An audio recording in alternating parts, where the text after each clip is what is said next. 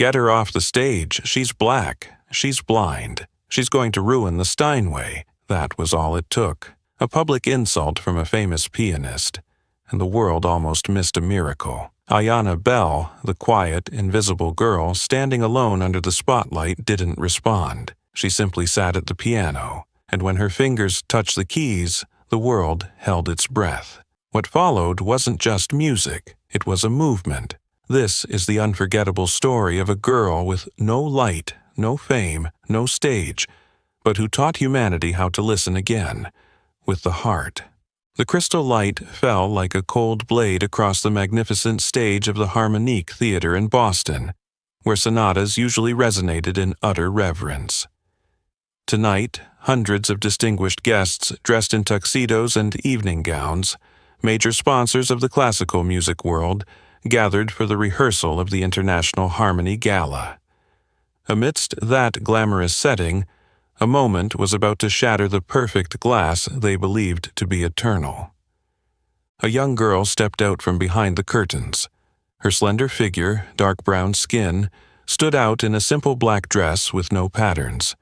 In her hand was a white cane, the symbol of blindness, but also the scepter of those who've learned to see with their souls. This girl was Ayanna Bell, 15 years old. Black, blind from birth. No fame, no agent, no introduction to the audience. Ayanna moved slowly, her steps hesitant yet fearless. As her right hand left the cane's handle, it hovered in the air, just inches away from the polished black surface of the Steinway and Sun's D274 at the center of the stage. Then, a voice rang out, tearing through the silence like a hammer smashing glass. "Get her off the stage! She'll ruin the piano!" The voice didn't come from a drunken audience member or a stranger. It came from Nathaniel Royce, the legendary white pianist, known as the frozen heart of American classical music. Dressed in a tailored black suit, the silver in his hair reflected the stage lights like a false halo. His eyes never left the girl, but his gaze was as cold as steel, a look that had once crushed hundreds of young artists with just a raised eyebrow.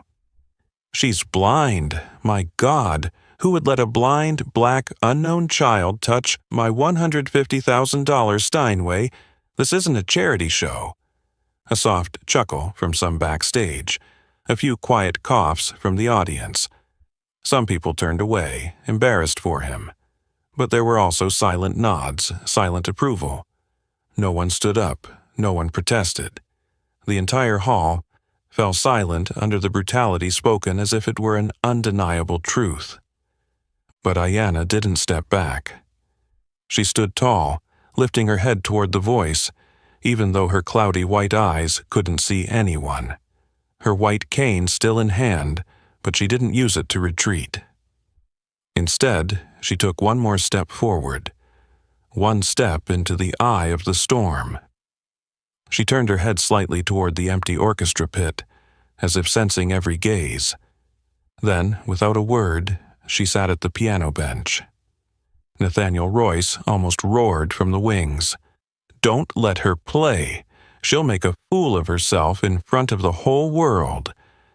But Ayanna didn't listen. She didn't need to.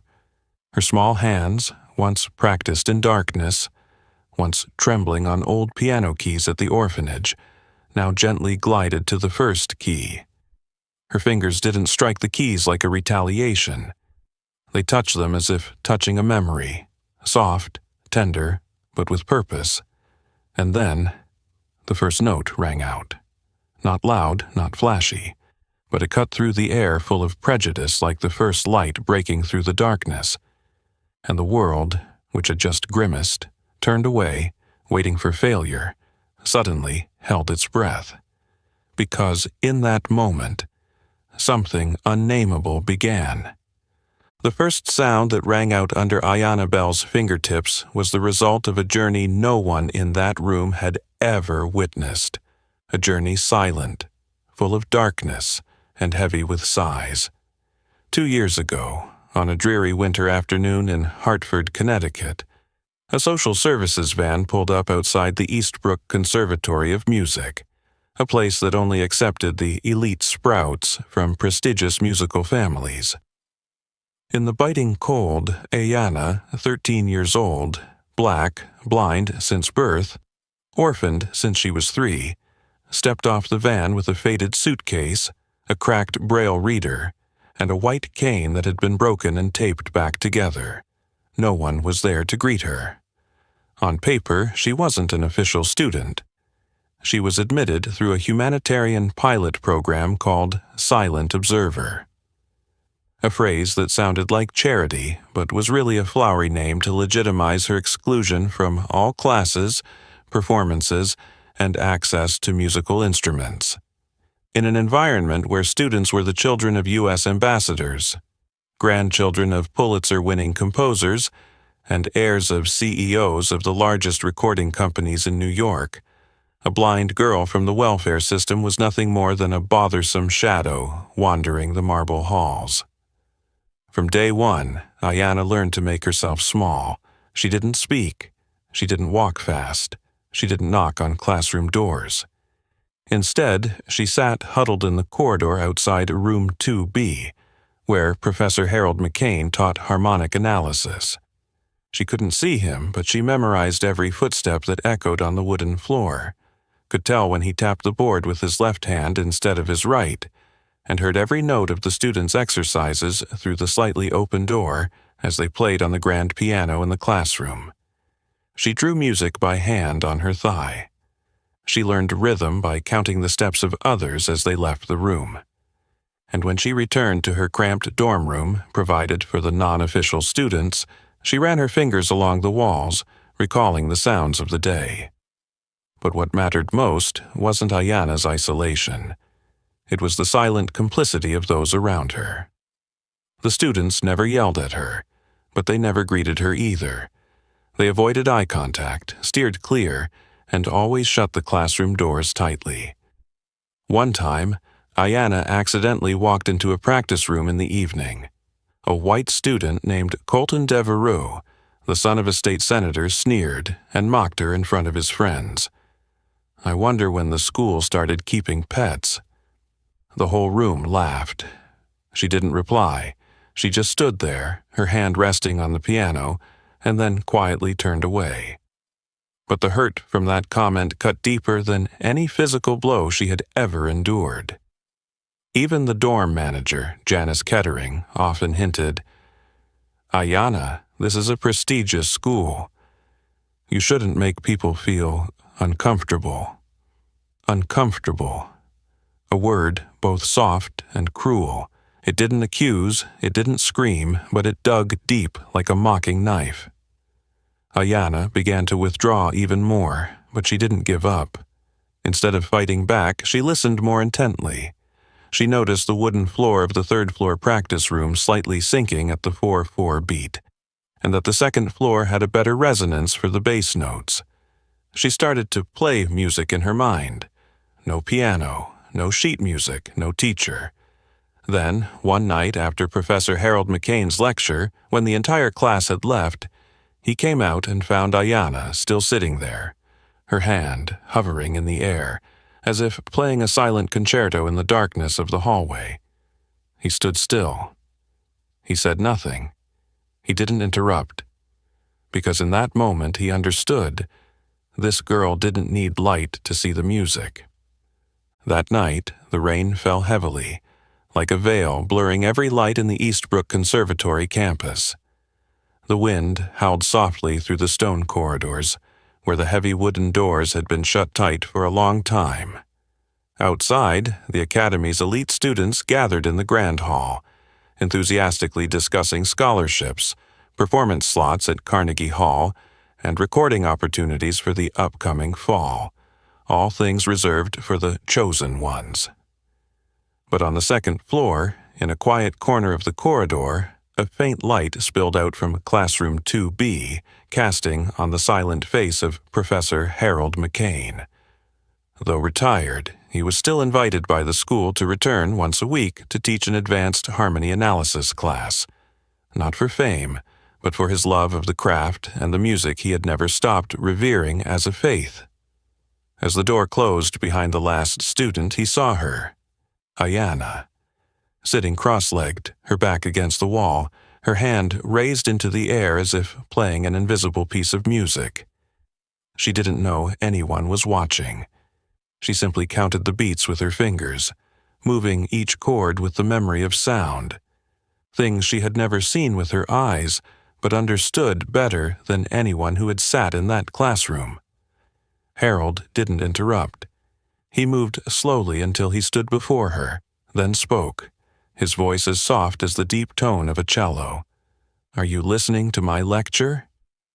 Ayanna flinched slightly. Her white cane tilted to the side reflexively, but she didn't pull away. She nodded. "I'm just trying to visualize the fugue." Her response wasn't a justification or a plea. It was simply an admission, so sincere that Harold felt his heart tighten. He sat down on the step, right beside her. They both silently listened to the sound of the rain tapping against the window. Then he tilted his head to look at her. This black, blind, frail girl, with a dreamy yet determined gaze, and spoke a simple sentence. "Don't apologize. Play it right." That was the first invitation Ayanna had ever received from anyone at the conservatory. And from that rainy night an unspoken bond, not announced, but stronger than any artistic contract, began to form. The lessons that followed took place in the dark. No syllabus, no Steinway piano, no accompanying orchestra. Just an old upright piano in a basement storage room, where the smell of mildew from old sheet music still lingered like a mark of time. And only two people, a girl who had never been recognized as a student, and a professor who had once been hailed as a genius. Harold didn't teach with terminology. He told stories. How a fugue was like a pursuit of the soul. How a major chord could feel as heavy as stone when the context before it was a farewell. He tapped rhythm on Ayanna's knee. He showed her how to position her hands so her fingertips could feel the vibrations of the strings through the wood. He taught her to hear emotions, not just notes. D minor isn't always sad. It's just the shadow that falls when the light fades. And Ayanna, she absorbed everything like dry earth soaking up water. No need for repetition, never needing to play twice. But Harold didn't just teach, he observed. And what shocked him the most wasn't her extraordinary memory or frighteningly fast learning speed. It was something rare, even among professionals. Ayanna didn't play to impress. She played to survive. Music for her wasn't a goal. It was the only language the world hadn't stolen from her. When spring came, the leaves bent and stretched out from the old practice room window. It was also when Harold McCain did something he had never done in over 40 years of teaching at Eastbrook. He submitted a recommendation for someone who didn't even have a student ID. In his letter of recommendation for the Young Virtuosos Showcase audition, he didn't mention the word blind. He didn't mention black. He didn't write about struggles or overcoming fate. He simply wrote, Ayanna Bell, 15 years old. Music is her first language. Everyone else in the committee is learning this language as a second one. But Harold forgot one thing. Eastbrook doesn't read music. Eastbrook reads files. And a file without a family photo, without the names of parents, without financial contributions, not printed on letterhead paper, was a file that was off-tone before it even spoke. Eastbrook had an unwritten rule that every student understood. Talent is necessary, but the pedigree is the passport. And while children bearing surnames like Whitman, Devereux, or Langford studied music theory from color-printed sheets on silk paper, Ayanna, without a prominent last name, no Satie scores, no patron, learned through the wind blowing through windows, the vibrations of the wood when someone played out of rhythm, and nameless rehearsals in a dark room in the old basement. It was there that Harold McCain began lessons that would never be included in the syllabus. And it was also where he began to relearn himself, through the way Ayanna perceived the world. Harold didn't hand her a printed sheet of music, no metronome tapping, no invitation to practice this section. Instead, he gently touched her wrist, then tapped a beat on her finger like playing an invisible drum. Each beat was a message. Each note was a subtle knock. Ta-ta-ta. Silence. Long. Short. Then broken. He tapped her wrist to teach her to recognize syncopation. He taught her to feel the variations not by counting, but by sensing the air in her lungs when a note rang out at just the right moment, in the wrong place. D doesn't always sound like D, he said. Sometimes it's a waterfall. Other times, it's the silent sob inside the chest. Ayanna didn't ask questions. She never needed to repeat. She absorbed everything through her skin, through her muscles, through the rhythm of her pulse. And what made Harold shiver wasn't that she played correctly, but that she played truthfully. One evening, Harold described a Bach fugue as a man chasing his own shadow through the labyrinth of time. Ayanna listened, then suddenly played it back. Not the right notes, not the right tempo, but he realized she wasn't playing from the sheet music. She was playing from the story. He stood still, and for the first time in many years, Harold felt embarrassed for having once taught that ear training could be taught through formulas. However, as Ayanna progressed day by day, the quiet resistance around her began to grow. In the teacher's lounge, a few started whispering, "I heard McCain is teaching that girl privately. That's irresponsible. She's not an official student. It'll hurt the department's reputation if she shows up too soon." And then, Clarence Langford, the head of the piano department, who had once been called Royce's spiritual heir, invited Harold into his office and made it clear, "I know you value your project, but if it steps outside the boundaries, there will be consequences. Eastbrook is not a place for pity experiments." Pity. A word heavy as a slap. But Harold said nothing. He simply smiled faintly and left. Ayanna, however, knew nothing about those meetings. She just continued to listen. By that time, Ayanna no longer played according to what Harold told her. She began playing according to what Harold hadn't dared to admit. The regret, the loneliness of someone who had touched the peak of glory, only to realize that everything he had taught in his lifetime had never truly been heard. In one lesson, Ayanna played a short improvisation. No one told her to do it. She just felt she needed to. She started with a suspended chord, then shattered it with a low, cracked note like footsteps on thin ice. Harold stood still, tears falling without him realizing. Because he realized she wasn't just learning from him. She was healing him. And that's why, despite being obstructed, threatened, and isolated, Harold quietly sent Ayanna's application to the most prestigious audition showcase of the year. A file without a parent's name, without a patron, without a picture. Only an audio file attached. A short improvisation Ayanna had played with emotion. He didn't know that this would bring Ayanna closer to the light, but it would also place her in the eye of the storm of discrimination. When Harold McCain submitted Ayanna's audition file, he did not do what everyone else at Eastbrook would have. He didn't attach letters of recommendation from famous conductors. He didn't send a picture of Ayanna in a beautiful dress standing beside a gleaming piano.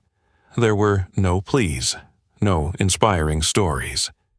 He simply wrote briefly in the description, "Ayanna Bell, 15 years old. She doesn't read sheet music, because she hears it before anyone writes it down." The audio file attached was a recording of an improvisation Ayanna had played in the basement one rainy afternoon. A piece of music with no name, no tempo measurements, no standard harmonies. But Harold was certain of one thing: it was real, and that realness, in this polished world of music, was something that was slowly being forgotten. A few weeks later, the school announced Ayanna was allowed to audition.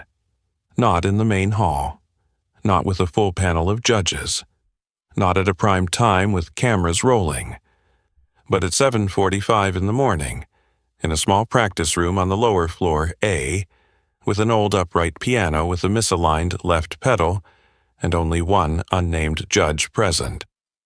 An approval, disguised under the guise of permission, but was in fact a subtle rejection. That morning, Ayanna woke up at 5 a.m. She didn't eat breakfast. She didn't speak. She just sat silently in her room, her hand trailing over the edges of her old suitcase, as if retracing her past. Harold walked beside her quietly. When they reached the door, he took her cold hand and whispered, "This isn't for them to choose you. This is for you to decide if you need them." The door opened. The room was empty.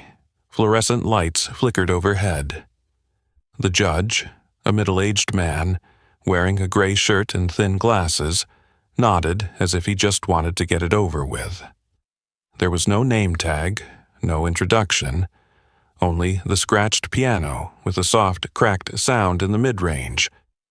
Ayanna didn't ask. She didn't complain. She stepped forward, placed her white cane to the side, and sat down. Her hands rested on the keys, as if touching an old scar. She took a deep breath and began Rachmaninoff's Prelude in G minor, a piece that required both technical skill and emotional depth. For others, it was an exam. For Ayanna, it was a living memory, the nights she sat alone listening to a fuzzy recording from an old radio, then recreating each note in her memory. Her right hand painted. Her left hand told a story. Her cloudy eyes closed. Not because she was blind, but as if she were listening to the inner voice of the music instead of the audience. When the last note rang out, the room became as silent as a tomb. There were no applause, no "thank you." The judge simply nodded slightly, scribbled a few notes on his paper, and then stood up to leave. The door closed. Cold, with a sharp click. Ayanna sat there for a few more seconds, not waiting for anyone, but because she needed to listen to herself one last time. Did I speak? She didn't know that at the end of the hallway, in the dark corner next to the tech booth, Mr. Richard, the janitor of the conservatory, had accidentally witnessed the entire audition. He didn't know much about classical music, but he had cleaned the floors where Rachmaninoff had once performed, changed the lights when Duke Ellington visited, and he knew this little girl just played in a way no one else who'd walked through here had. Without thinking, he pulled an old phone from his jacket pocket, opened the camera, and quietly recorded the last 3 minutes of her performance. No edits, no filters, no commentary. Just a simple title: The Blind Black Girl Auditions in the Side Room, but makes Rachmaninoff come alive. And then he uploaded it to an old musicians forum he'd joined back in the 2000s, just so no one would forget this moment. The next day, Ayanna received a notification from the selection committee. "We appreciate your effort. Unfortunately, you are not on the official performance list this year." No explanation, no comments, no second chances. But they didn't know that by silencing Ayanna, they had just opened the speakers for the whole world to hear. The rejection notice from Eastbrook Conservatory arrived in Harold McCain's inbox as a 2-sentence email. No thank you, no explanation, no mention of how Ayanna had played. Harold printed the letter, folded it twice, and tucked it into a drawer. He didn't tell Ayanna, she didn't ask. They both understood. Sometimes silence is how the world responds to the things it doesn't want to acknowledge. But that silence didn't last long. 3 days after the rejected audition, the video filmed by Mr. Richard, the janitor with salt and pepper hair who had once been scolded by students for dropping his mop bucket, was quietly uploaded to YouTube. The video title was simple, with no gimmicks. Blind Black Girl Rejected by Conservatory plays Rachmaninoff from memory. At first, there were only a few dozen views, mostly from accounts that followed old classical music forums. A few scattered comments. The sound is a little muffled, but she plays pretty solid. Who posted this video? Who is she? Then, an Argentine musician named Marcos Villalba, famous for playing piano with one hand after a car accident, shared the clip on his personal page with the caption, "I cried, and I haven't cried for music in 10 years. Shortly after, a music blogger from Berlin reposted it on Twitter with the line, "If Eastbrook doesn't see something in this girl, the problem isn't in her eyes, it's in them." The spread began like an underground wave, not loud, no PR, no big names attached. But with every share, viewers stopped for longer, listened more intently, and began doing something even Eastbrook had never done. They listened. Really listened. A hearing-impaired Japanese artist named Yuki Sakamoto felt the music only through the vibrations of the speakers pressing against his jawbone. He shared it with a Japanese caption that translated to, "She doesn't need to see the keys to touch me. I don't need to hear the notes clearly to feel her crying with her hands." In 72 hours, the clip reached 3 million views. No algorithm, no clickbait. Just one thing. The raw emotion that couldn't be taught, directed, or replicated. In the first week, music sites began asking questions. Who is Ayanna Bell? Which conservatory rejected this girl? Why was such talent left in the basement? Eastbrook, once a school that was only mentioned in artist honors columns, now appeared in headlines with keywords like discrimination, denial of black talent, privileged structures. In an urgent meeting of the board, Clarence Langford, the head of the piano department, angrily slammed his hand on the table. This is just an online phenomenon. A black kid playing instinctively. No technique, no proper harmony. The media is blowing this out of proportion. But the school's communications director, Sophie Travers, pale-faced, simply displayed a tweet from the International Music Institute on the screen. "We watched the video, and we would like Ayanna Bell to open the World Harmony Gala this year." A silence. It lingered, colder than anything Ayanna had ever faced in the music school's halls. Langford growled, "If she's invited, who will perform after her?" No one answered, because everyone understood there would be no after her if she truly found her voice. And in the small room at the nursing home, Harold McCain, rented outside of Boston, he sat quietly before his old laptop, seeing the notification, Ayanna Bell invited to perform at the World Harmony Music Gala, opening the program, globally broadcast. He closed his eyes, not crying, just whispering. Finally, the voice that was never invited doesn't need an invitation anymore. That morning, before the sunlight had even crept through the window, Ayanna sat by an old wooden table in the small apartment she rented with Professor Harold McCain in the suburbs of Boston. Her fingers gently traced over a thick envelope sent via express mail from New York. The braille on the top of the envelope was clear.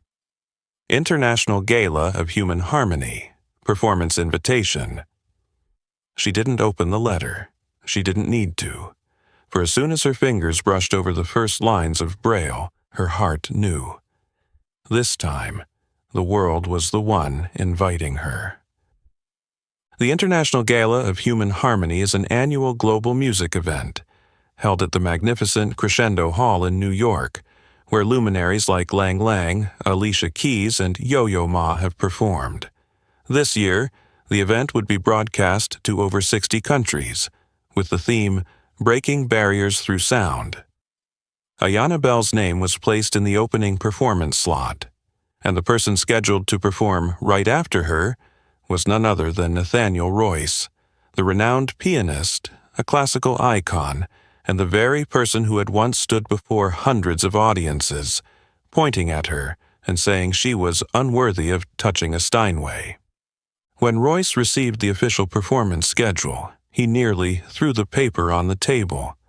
A black, blind, unknown child. This is an arts gala, not an Oprah-style emotional performance. He didn't say it angrily. On the contrary, his voice was calm to the point of being cold. The kind of tone only those who believe their reputation is law, and they are the ones who define value, can use. Royce's personal advisor, a woman named Judith Carr, spoke softly. It's a request from the organizers. They said her video views have surpassed 30 million, and they want a symbol. Royce squinted. They want a symbol? Or do they want the moral high ground to sell tickets? The coordination meeting at the theater was tense, like a string pulled too tight. When Royce arrived, on time, in his coat, with his sunglasses and his authoritative walk, he went straight to Gerard Monroe, the artistic director of the gala, a sophisticated Frenchman who had managed hundreds of large and small music events and had arranged concerts for 3 U.S. presidents. Royce didn't say much. He simply stood before Monroe and dropped his words like lead. I demand the order be changed. I will not perform after her. Gerard looked directly at him. No blink, no smile, no lowering of his voice. You can withdraw, Mr. Royce, but she cannot. In that moment, something, not embarrassment but fear, leaked from Nathaniel Royce's eyes. Fear of what? Fear that everything he had once possessed, fame, power, monopoly, was slipping through his fingers not because of a rival, but because of a truth. Elsewhere, in the hotel near the theater, Ayanna stood alone by the window of her simple suite. No assistant, no stylist, no crew. Just the sound of New York's wind sweeping through the 17th floor window, blending with the street traffic below, like a symphony without an orchestra. Professor Harold stood silently behind her, holding a simple performance outfit. A plain black dress, no frills, no embellishments. She touched the fabric, then smiled. It doesn't need to sparkle, it just needs the right sound. He looked at her, then nodded. But tonight, the world will listen to you in a different way. She tilted her head. Not through the eyes. Not through prejudice, but through what they've forgotten, with the heart. And that night, when the spotlight swept across the stage floor of Crescendo Hall, as the red velvet curtains parted and the giant screen flashed the words, Opening Performance, Ayanna Bell, USA. The girl who had once been kicked off the stage for being blind. The girl who had once been rejected for being black. The girl who had once practiced in the old rehearsal room before dawn, walked out into the light, not to retaliate but to sing the thing the world had once tried to bury. The dull white lights of the rehearsal swept across the grand stage, not yet as dazzling as the night of the performance, but enough to reveal the scratches on the wooden floor, the patches of dust still clinging to the piano frame. Ayanna stepped out, unhurried, unshaken. She didn't need anyone to guide her. All she needed was the hollow echo of her heels on the floor, the breathing of the technicians, and the stale smell of sweat from the conductor's chair.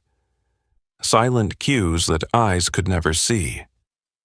She found her seat by the Steinway & Sons D274, the largest piano, regarded as an international treasure, reserved only for the top artists to perform.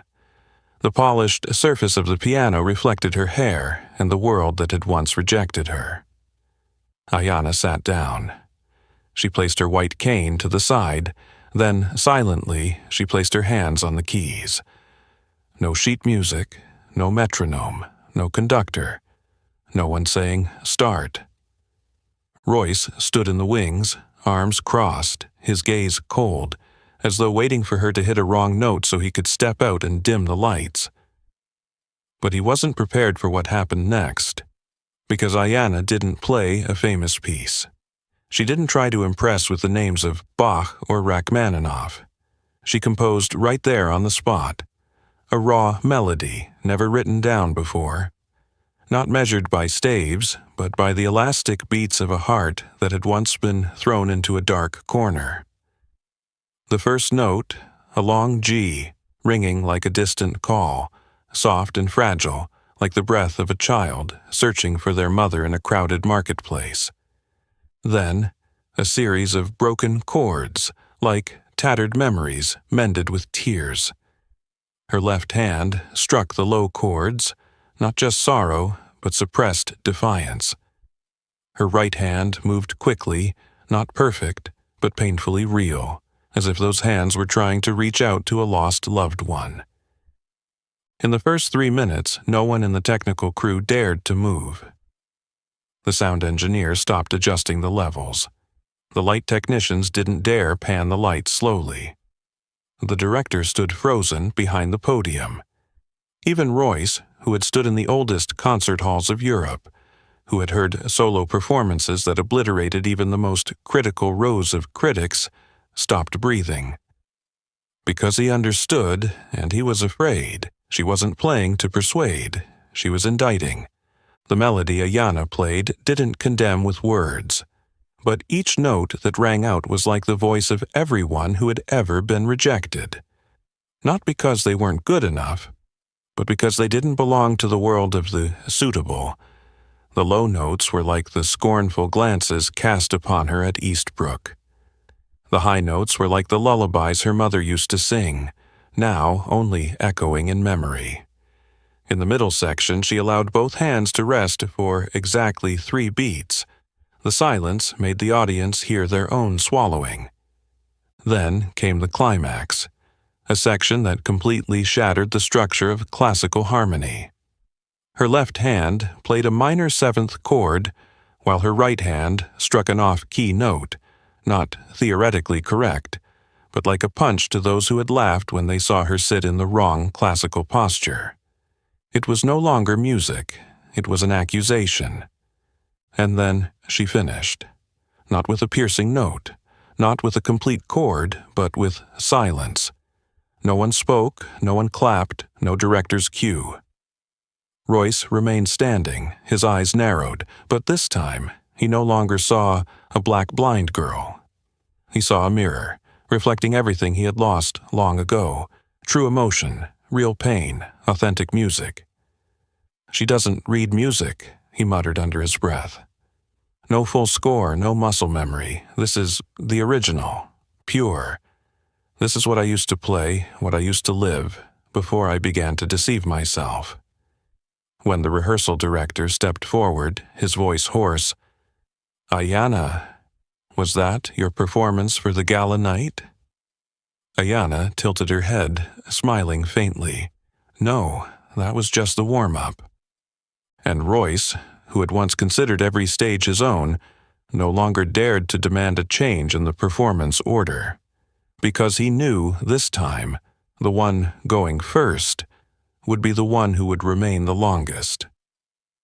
The light of Crescendo Hall that night was not blinding.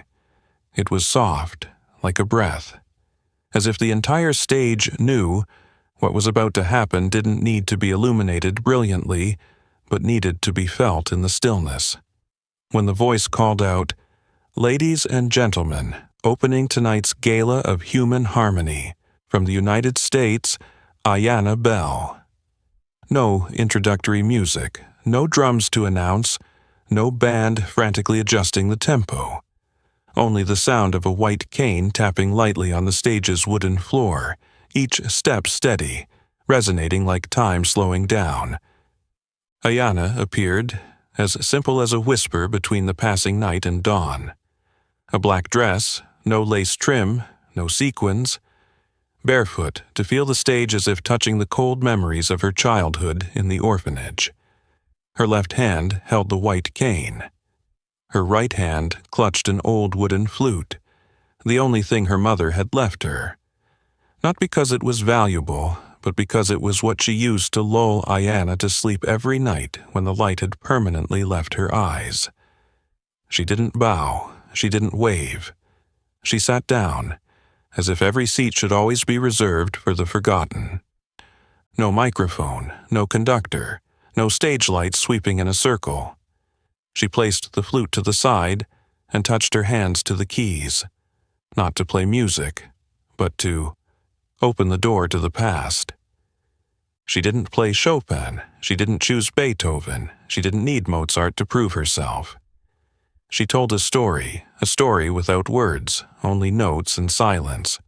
The first note rang out like an unspoken sigh, then a broken minor chord, like a lullaby unfinished by her mother. Her left hand played heavy steps, slow, each sound echoing like the lost footsteps she took in the Eastbrook halls when she was pushed out of every classroom. Her right hand was gentle, like someone softly caressing an old scar.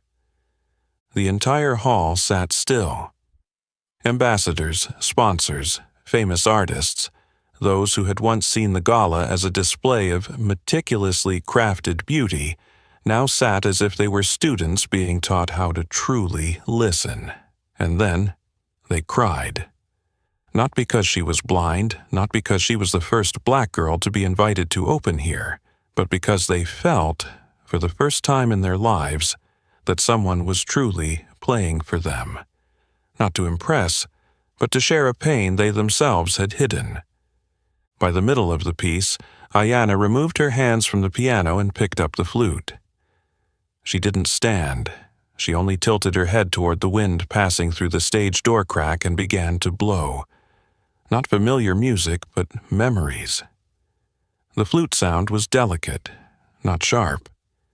It quivered, like the voice of a child left behind, but within that quiver was hope, that if she could still make a sound, she was still present.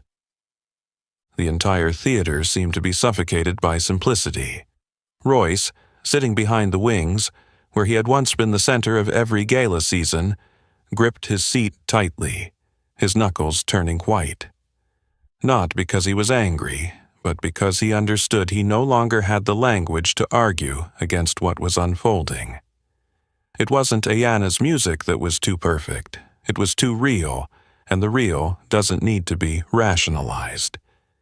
When Ayanna blew the final notes, not to conclude, but to accept silence as the most important part of the music, she lowered the flute, lifted her head, not to look, but to feel.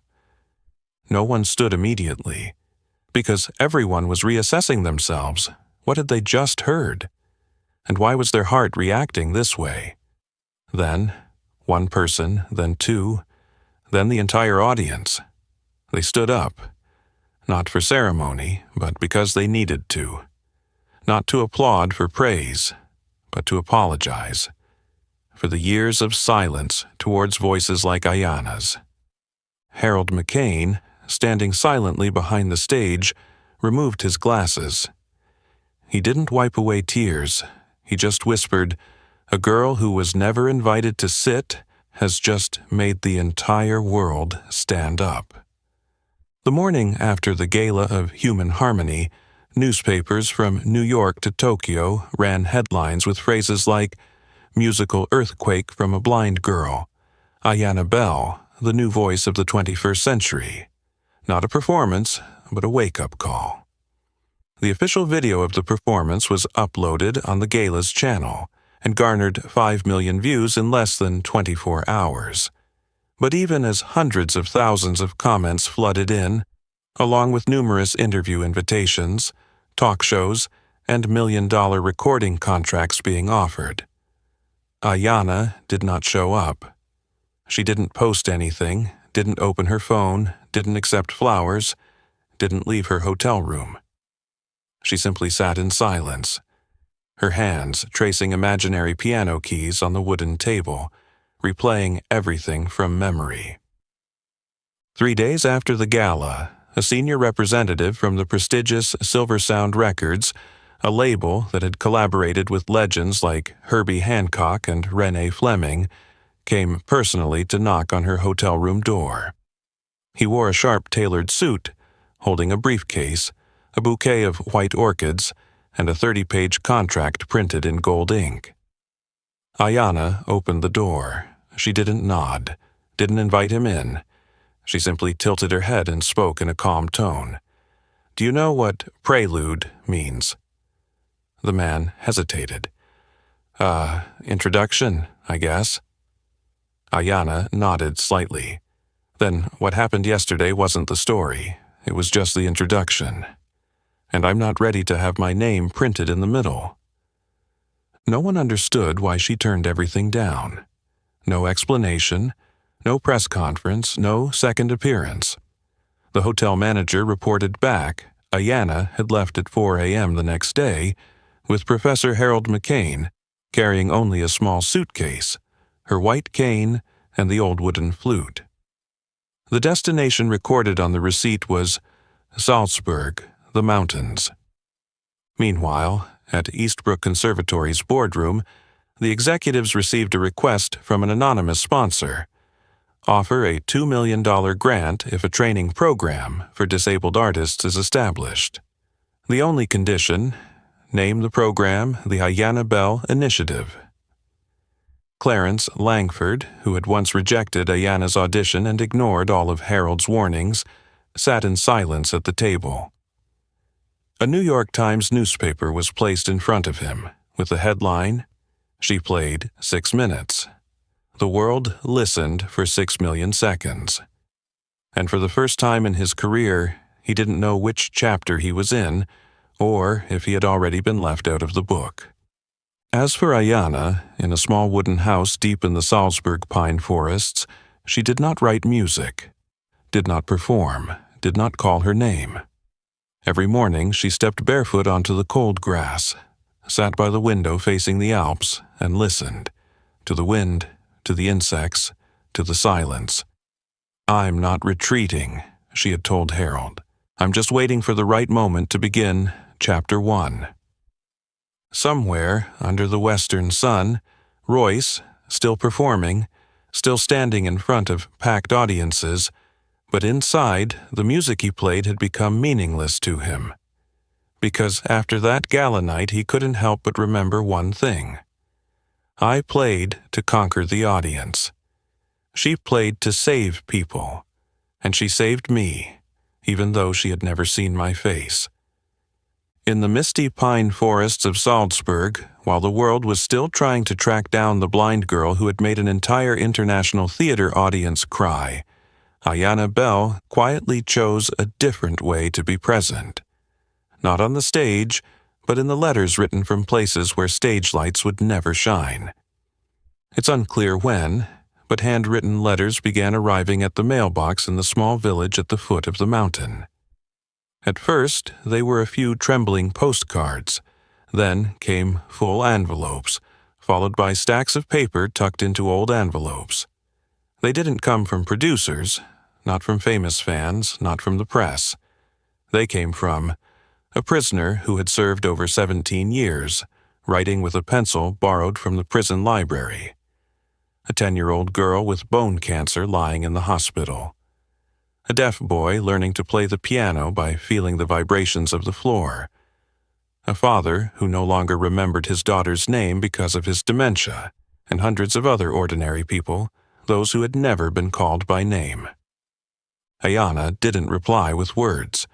She responded with music, not with a PDF attachment, not with a recording, but with handwritten scores on old silk paper, with brown ink and unique notations, melodies that needed no rhythmic guidance, only to be felt. No one kept copies. No one registered copyrights, no one owned them, because each piece of music was a response in sound to pains that couldn't be named. Ayanna didn't sign her name. She only wrote one line at the bottom of the page, printed in Braille. Listen with the place where language has been forgotten. A mother who lost her 4-year-old son to cancer received an envelope with no return address, only the handwritten address. Inside was a score titled, "The Breath You Left Behind." No one could play the piece correctly, but when she handed it to a young pianist to try, the sound from the piano resonated like the breath held between a fitful sleep. She didn't cry. She didn't collapse. She just sat there, her hand placed on her chest, whispering, "You're still here." A prisoner in Georgia wrote a letter saying that every night in his cell, he would tap his fingers against the wall to recall the sound of his mother's piano when she was alive. A week later, the prison received a score with no composer's name, titled, "The Wall Remembers." The melody had irregular silences, exactly the rhythm of his fingers tapping against the cold brick. No one instructed him, but he played it again on the plastic table with the backs of his hands. For the first time in 17 years, he cried not because of his sentence, but because someone had listened to the sounds no one else could hear. The story spread not through the media, but from person to person. A teacher for deaf children used Ayanna's music to teach her students to read sound with their hands. A boy in a nursing home rewrote the final section of a piece of music and played it for his roommate who was dying. A young man with autism used the music Ayanna sent him as the soundtrack for his first YouTube video, a video about the feeling when someone can't express themselves with words. Royce, in another place, was still performing.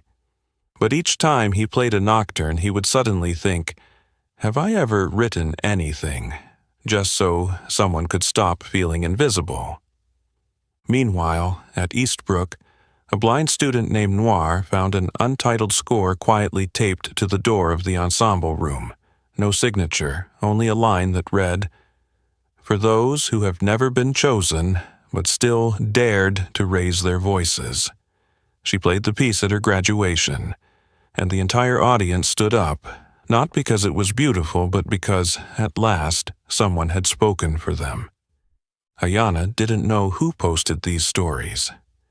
She didn't know why the scores were being passed around, photographed, printed in local newspapers, played in churches, in orphanages, at memorial services. And she didn't want to know. "Music," she once told Harold as they sat by the fire, "is not to be heard. It's to let someone somewhere realize they haven't been forgotten." From Salzburg to Paris, then to Florence, invitations and telegrams continued to arrive at the small address where Ayanna lived in seclusion, but she never responded. Until one day, a thick envelope, edged in gold, sealed with wax bearing the symbol of an ancient harp, was hand-delivered via special courier from London. Inside was the official invitation from the Royal Council of Arts, announcing that she had been selected as the youngest, the first blind person, and the first person without any formal music conservatory education to be awarded the Artisan Prize, an award given only once a decade to an artist who has forever changed the way the world hears sound. Professor Harold quietly placed the letter on the wooden table. Ayanna touched the braille on the page, read it, and nodded slightly. "I will come, but not to receive. I will come to return the sound to where it began, a place where no one needs permission to be heard." The Artisan Prize ceremony, held at Royal Hall, a temple of the arts that had hosted legends like Benjamin Britten, Maria Callas, and John Williams, was now filled with guests from 94 countries. The entire hall felt like a silent choir, waiting for the moment that would redefine the entire concept of glory. The sign hanging behind the stage read, "A night to celebrate what cannot be taught." Ayanna appeared on time. No escort, no extravagant dress. Just a dark linen cloak, bare feet, her white cane, and her mother's wooden flute.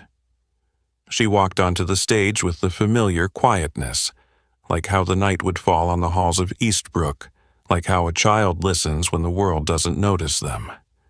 No opening act, no applause. Ayanna bowed to the audience, but not toward them. She raised her head toward the ceiling, as if greeting someone far higher, far away, who had taught her that music doesn't need light to sound.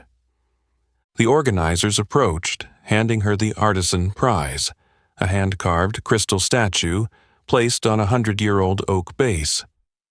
Ayanna touched it for a moment, then gently set it down on the podium. She didn't hold it, didn't embrace it, didn't turn to the cameras. No speech, no acceptance of the title. She didn't need it. The world was the one that needed it. Then she took out the old wooden flute from its case, holding it with both hands as if lifting a memory. No microphone, no harmonies, no accompaniment. And she began to blow. A simple melody, unadorned, not fitting any pattern.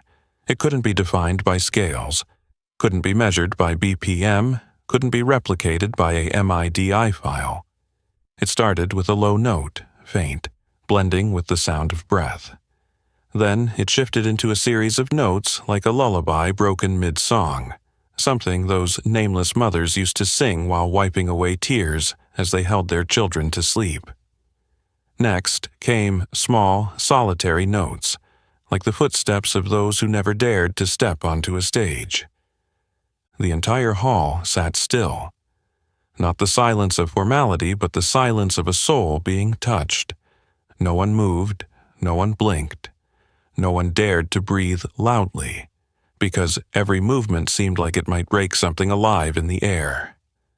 An elder composer on the judging panel, eyes red, whispered, "She's not playing music, she's restoring it." And when Ayanna finished, not with a climactic chord, not with a long, resonant note, but with a silence, stretching like an unspoken farewell, she bowed her head, placed the flute back in its case, and walked off the podium as if she had never stepped on it. No one clapped, no one stood up, no one said a word, because there was nothing more fitting to respond to a moment so complete that words had become redundant. The next morning, every newspaper mentioned her. But this time, not with phrases like "goddess of music" or "phenomenon of the century." Only one phrase was repeated in every headline: the silence returned. That same day, the Royal Council held an urgent meeting. After 3 hours of deliberation, they issued a brief press statement. Starting this year, the Artisan Prize will officially be renamed the Ayanna Bell Honor. Not to honor one person, but to remind us of something that has been forgotten. Music is not for conquering the world. It is the way we return to ourselves. Even as the name the Ayanna Bell Honor was etched into the history of world music, the girl who created it never appeared on any television channels. No CNN interviews, no Time magazine covers, no invitations from TED Talk, Oprah, or the BBC. She simply disappeared, as if she had never stepped out of the shadows of grand theaters.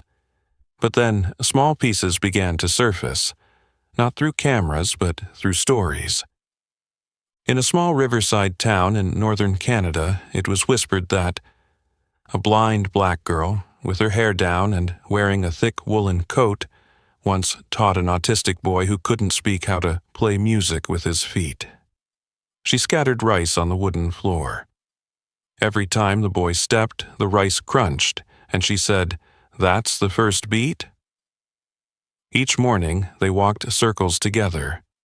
When the rice stuck to his heels, when the wood made an unusual sound, when the silence lingered, the boy smiled. For the first time, after 9 years of therapy, he laughed with sound. In a Texas rural area, a deaf girl, born that way, known as the student not fit to study music, suddenly played her first ballad in life, not through musical notes, but through the vibration of gloves tuned to the music Ayanna had mailed. She didn't fully understand the music, but she understood why she should start playing. When a local reporter asked her, she simply said, "I didn't learn to play. I play to remember the feeling of someone listening to me even though I don't make a sound." No video, no live stream, no confirmation. But the story spread, no need for proof, just belief. Professor Harold McCain, when asked whether it was true, merely smiled. Do you need evidence if the sound is still echoing in your heart? Wherever Ayanna appeared, there were never VIP seats, security barriers, or flashbulbs. Instead, there was a volunteer class in a small church in Nairobi, where she and the orphans wrote melodies from their names, each child striking a note for every letter. A nursing home in Kyoto, where she sat for hours listening to elderly people recount the most beautiful sound of their lives, then turned those sounds into a symphony to send back. A bus station in Portugal, where she left a handwritten score hidden under a bench for those who don't know what they are waiting for. Meanwhile, at Eastbrook Conservatory, where Ayanna had been previously rejected without explanation, the winds had changed.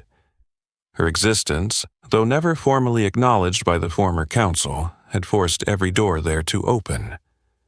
The walls that once displayed portraits of white geniuses now had an empty frame, just a sign that read, "She didn't study here, but she taught us."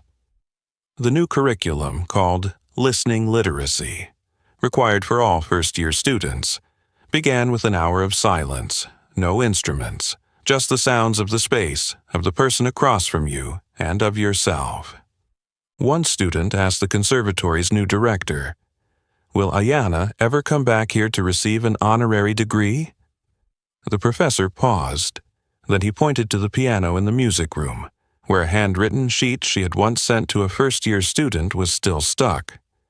"You don't need a degree to be called a musician. You just need the courage to play the first note when everyone is waiting for you to fail." And even though no one could see Ayanna, they could feel her everywhere. In a special class in Mexico City, where blind children painted rhythms with watercolors. On the train platforms in Paris, where street artists began each performance with a simple note, like a silent greeting. In the hearts of those who once thought music was only for the few. Ayanna never sought the stage. She sought the quiet places, where music didn't need to be proven, only born. And there, no cameras, no accolades, just one person willing to begin with the rhythm of their breath. The story begins at the place that once rejected her, Eastbrook Conservatory. The place where Ayanna Bell was once kept outside the classrooms as a silent observer. The halls that once echoed with the sound of a blind black girl walking past closed doors, no one opening them.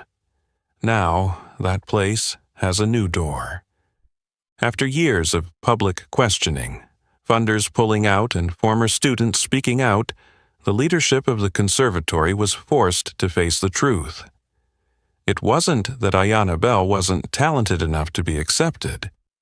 It was that they hadn't had the courage to recognize talent in a place they didn't understand.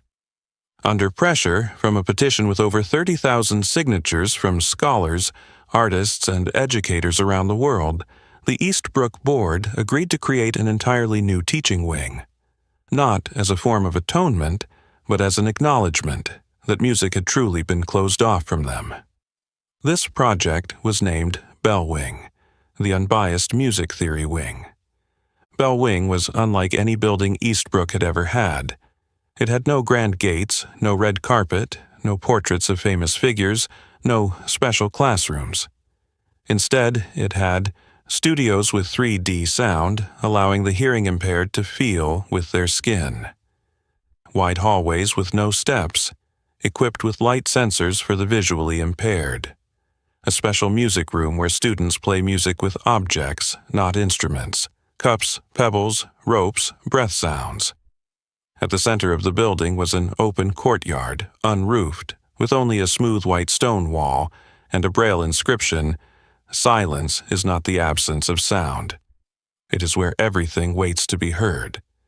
There was no statue of Ayanna Bell, no portrait, no plaque, not because she was forgotten, but because her absence had become the loudest voice. She once said, "I don't need to stand in the middle. I just need someone to dare to begin the melody from where I have remained silent." And that, in turn, made her present in every first note of each lesson. At the inauguration of Bell Wing, Professor Harold McCain, now retired with silver hair, holding a cane, was invited to speak. He didn't speak for long. He only recalled, a long time ago, how he had seen a blind black girl standing outside the classroom door, listening with her fingertips placed on the wooden floor. Then he pointed toward the new building and said, "This is where the children who were once told, 'Music isn't for you,' belong, because they don't need permission to feel sound. They are the place where sound is born." Royce, the artist who had once humiliated Ayanna before a large audience, was not invited, but he came. He stood at the edge of the ceremony, unnoticed in the crowd. Only Professor Harold, as he passed, gently nodded in greeting. Royce didn't speak. He just stood there, his eyes fixed on the empty courtyard with Ayanna's words inscribed. And for the first time in many years, he took off his sunglasses and looked long at the absence, as if it were reflecting everything he had once thought of as music. In the first year since its opening, Bell Wing welcomed over 600 students from around the world, including 128 people who had never studied music, 74 people who were visually impaired, hearing impaired, or had sensory processing disorders, and 41 people who couldn't read or write, but knew how to feel.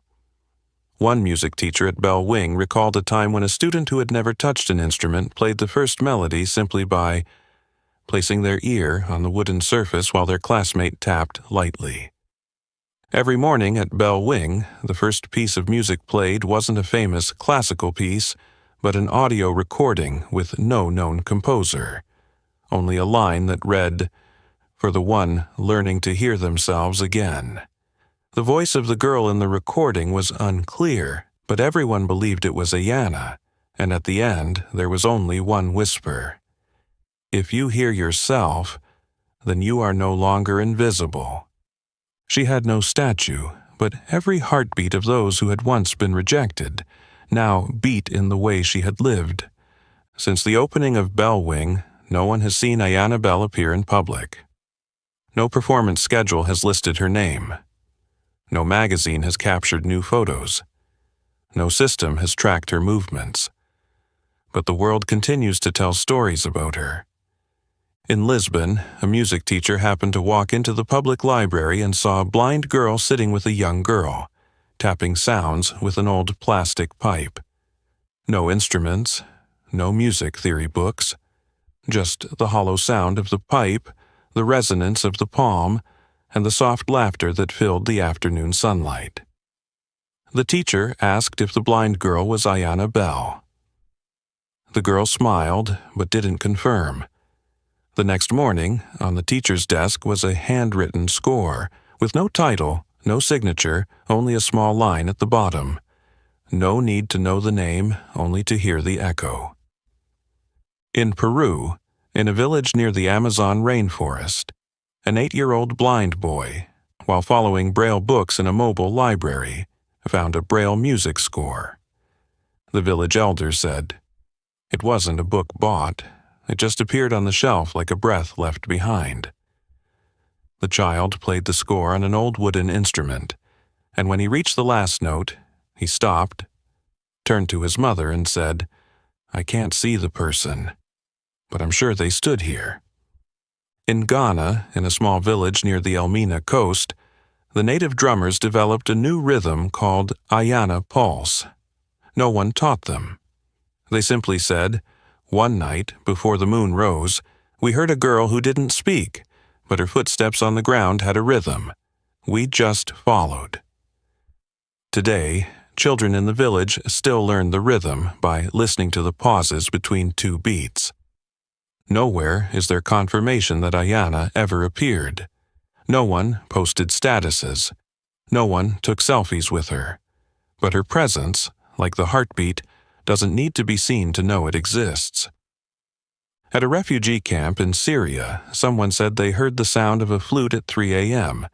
as people were finishing an evacuation. The flute wasn't clear, but each note seemed to soothe the cracks in people's hearts.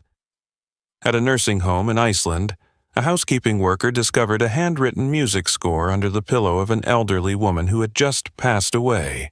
No one knew who had left it. The score only read, "For those who once sang but no one listened." At Eastbrook Conservatory, a first-year student asked a professor, "Suppose I can never play perfectly. Does that mean I'm not a musician?" The professor looked up from the music desk, pointed to the space between two notes in the score. "Can you hear the sound in this silence?" "No." "Then you're ready to be a musician." "Why?" "Because the only person who truly understood that once sat outside this classroom."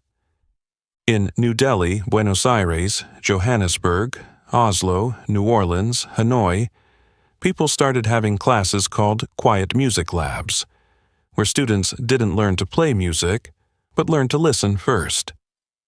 Each class started with an agreement: sit still for 5 minutes, close your eyes, don't play anything. Then the teacher asks, "What do you hear?" And each answers a new piece of music that begins from there. Royce, now aged and no longer performing, he lives alone in a small riverside apartment in Boston, with only one piano, no longer polished, and a music score placed on the stand, written in Braille, that he can't read. But he plays it every morning, from memory, and with regret. He once asked Harold McCain in a seminar, "If I rewrite all the music in my life, just to make one girl, whom I once pushed away, feel accepted, is it too late?" Harold simply replied, "It's not too late if you write with what you've lost." Ayanna Bell did not disappear. She blended into the rhythm of the world, in the sounds of poor children playing music with tin cans, in the sighs turned into melodies, in the first note of those who never believed they deserved to hold an instrument. One winter day, in a remote mountain village in Bhutan, a wordless music score was found hanging on the door of a small temple. No composer's name. Only one simple line: "If you hear something within the silence, then I was once here." And so, the girl who was once humiliated for daring to touch a Steinway not only made the whole world listen, she taught the world how to listen to itself. Ayanna Bell never wanted to be a legend. She only wanted one person, just one person, to feel that they were no longer invisible. And then, from a public humiliation on stage, from a nameless piece of music, from an old wooden flute, she changed the way the world listens. What about you? Have you ever heard a melody that didn't come from sound, but from the deepest silence in your heart? Share with us in the comments below, because maybe your story will reach someone who needs it. If you felt something through this story, please share it with friends you believe need to hear it, and subscribe to our channel so you don't miss journeys that reach the depths of music and humanity, because there are some pieces of music that don't need to be loud, just deep enough to stay forever.